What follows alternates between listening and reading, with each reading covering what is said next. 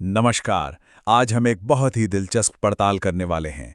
हम खोलने जा रहे हैं 5 ऐसी प्राचीन केस फाइलें। ये उन दिव्य कलाकृतियों के बारे में हैं जिनके बारे में कहा जाता है कि वे दुनिया के अंतिम अवतार के लिए फिर से सामने आएंगी। और देखिए, ये सिर्फ कोई कहानी नहीं है। प्राचीन ग्रंथों में साफ साफ एक ऐसे शस्त्रागार का जिक्र है जो अभी निष्क्रिय है, बस सही समय का इंतजार कर रहा है। तो चलिए जरा सबूतों पर नजर डालते हैं। तो सवाल यही उठता है कि क्या ये सब सिर्फ किस्से कहानियां हैं या फिर एक ऐसी छिपी हुई टेक्नोलॉजी है जिसे बस फिर से खोजने की देर है। यही हमारी आज की पड़ताल का सबसे बड़ा सवाल है। तो ये है हमारी आज की पड़ताल का रोड मैप। हम इन 5 असाधारण केस फाइलों को एक एक करके देखेंगे और समझेंगे कि कल्कि के शस्त्रागार में क्या क्या शामिल था। ठीक है, तो केस फाइलें खोलने से पहले ये समझना जरूरी है कि वो कौन सी एक कड़ी है जो इन सभी को आपस में जोड़ती है, और वो कड़ी है अंतिम अवतार कल्कि के आने की भविष्यवाणी। पुराणों में ये भविष्यवाणी है कि कल्कि अवतार जब आएंगे तो वो दिव्य अस्त्रों का एक पूरा शस्त्रागार इस्तेमाल करेंगे। अब यहाँ समझने वाली बात यह है कि ये हथियार सिर्फ प्रतीक नहीं हैं, बल्कि इन्हें एक तरह की एडवांस टेक्नोलॉजी के रूप में बताया गया है जो बस उनके आने का इंतजार कर रही है।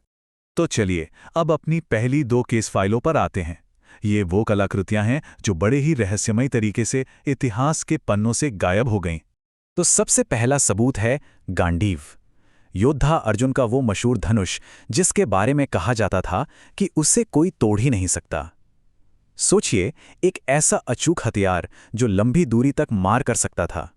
अब जरा इस हथियार की चेन ऑफ कस्टडी को देखिए। ये बहुत कुछ बताती है। इसका अंत में जानबूझकर वरुण देव को लौटाया जाना ये साफ संकेत देता है कि इसका कोई भविष्य का मकसद है। मतलब ये खोया नहीं, बल्कि इसे सुरक्षित रखा गया है।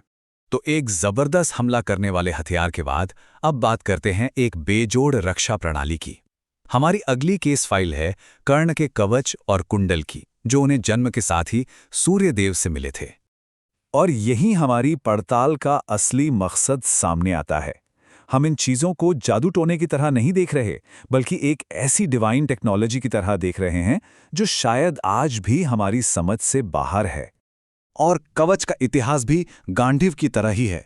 इसे धोखे से हासिल तो किया गया, लेकिन फिर इसे कोणार्क सूर्य मंदिर के नीचे एक तहखाने में सुरक्षित रख दिया गया। मतलब ये भी खोया नहीं, इसे भी एक खास मकसद के लिए सहेज कर रखा गया है। ठीक है, तो हमने हमला करने वाले और बचाव करने वाले हथियारों की बात कर ली, लेकिन हमारी अगली केस फाइल एक ऐसी चीज के बारे में है जिसकी शक्ति शायद इन दोनों से कहीं कहीं ज्यादा है। एक ऐसी ताकत जो शायद हकीकत को ही बदल सकती है। जरा सोचिए, क्या ऐसा हो सकता है कि एक दिव्य मणि जिसमें समय को बदलने की ताकत हो, वो आज भी किसी म्यूजियम में कोहिनूर हीरे के नाम से रखी हो? यही थ्योरी है स्यामंतक मणि के बारे में, जो कभी खुद भगवान कृष्ण के पास हुआ करती थी। जब हम इन दोनों की तुलना करते हैं तो कुछ बातें बहुत मिलती जुलती हैं। दोनों ही भारत की मशहूर मणियां हैं, दोनों ही शक्ति और श्राप से जुड़ी हैं। और कॉन्स्पिरेसी थ्योरी ये कहती है कि अंग्रेजों को इसकी असली ताकत का अंदाजा था और इसीलिए उन्होंने असली मणि को कहीं छुपा दिया। तो एक ऐसी मणि जो शायद समय को काबू कर सकती है। उससे आगे बढ़ते हुए अब हम एक ऐसे हथियार की बात करेंगे जो खुद समय के पहिए का प्रतीक है। हमारी अगली केस फाइल है भगवान विष्णु के सबसे खास हथियार के बारे में, सुदर्शन चक्र। एक ऐसा हथियार जो अपने निशाने का पीछा करता, अपना काम पूरा करता और फिर चलाने वाले के पास वापस लौट आता। अगर आप सोचें तो ये आज के सेल्फ गाइडिंग मिसाइल्स और रिटर्निंग ड्रोन्स की तरह ही है ना? पुराणों में इसका इस्तेमाल कई बड़ी घटनाओं में हुआ है और हर बार ये अपने स्वामी के पास लौट आया, जब तक कि कृष्ण के जाने के बाद इसे भी जानबूझकर धरती में समाहित नहीं कर दिया गया। तो ये है एक और हथियार जो सही वक्त का इंतजार कर रहा है। हमारी पड़ताल अब एक ऐसे मोड़ पर आ गई है जहां कहानियां और हकीकत आपस में मिलती हैं। हम पहुंच गए हैं अपनी आखिरी और शायद सबसे हैरान कर देने वाली केस फाइल पर। ये वो अकेली कलाकृति है जिसका आज की दुनिया में एक असली फिजिकल लोकेशन है। परशुराम का परशु, ये भगवान शिव का दिया हुआ एक तोहफा है, लेकिन आज ये मटेरियल साइंस के लिए एक बहुत बड़ा रहस्य बना हुआ है। एक ऐसी पहेली जिसे कोई सुलझा नहीं पा रहा।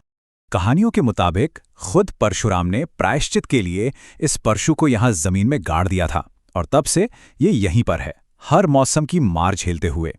और सबसे हैरान करने वाली बात, हजारों साल खुले में रहने के बाद भी इस पे जरा भी जंग नहीं लगा है। 0%। 1989 में यहां खुदाई भी शुरू हुई थी, जिसमें और भी खजाने मिलने के संकेत थे, लेकिन फिर अचानक उसे रोक दिया गया। ये परशु आज भी वहीं हैं और मॉडर्न साइंस के लिए एक खुली चुनौती बना हुआ है। तो हमने ये पांचों केस फाइलें देख लीं। अब वक्त है इन सभी कड़ियों को जोड़ने का। ये समझना होगा कि अलग अलग चीजें नहीं हैं, बल्कि मिलकर एक पूरा शस्त्रागार बनाती हैं। देखिए, इन सब में कुछ बातें कॉमन हैं। सब किसी दिव्य स्रोत से आए हैं, सबको जानबूझकर छिपाया या लौटाया गया है, वो खोए नहीं हैं। और सबकी भविष्यवाणी कल की अवतार से जुड़ी है। लंबी दूरी का हथियार, रक्षा प्रणाली, कॉस्मिक पावर वाली मणि, एक स्मार्ट हथियार और क्लोज कॉम्बैट के लिए परशु, ये एक पूरा सेट है जो किसी एक खास मकसद के लिए डिजाइन किया गया लगता है। तो आखिर में सवाल यही है, अगर ये सारी कलाकृतियां फिर से सामने आ जाएं, तो हम उसे क्या कहेंगे? भविष्यवाणी का सच होना या फिर इतिहास की सबसे बड़ी पुरातात्विक खोज? ये वो सवाल है जो हमारे विश्वास और हकीकत के बीच की लकीर को धुंधला कर देता है। इस पड़ताल में साथ देने के लिए शुक्रिया।